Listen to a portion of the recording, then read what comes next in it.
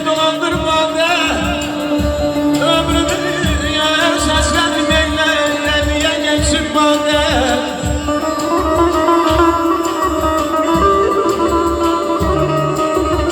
Hanımın bir sevgisi bir arzusu var gönlünden. Çünkü bülbül gülün eşliğiyle gelir feryade.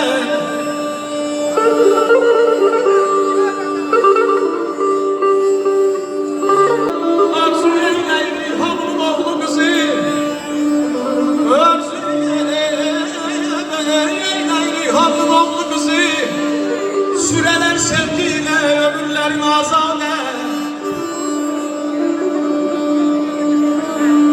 Bəxtəvər olmağın istəm vahid həmşə qəlbidir.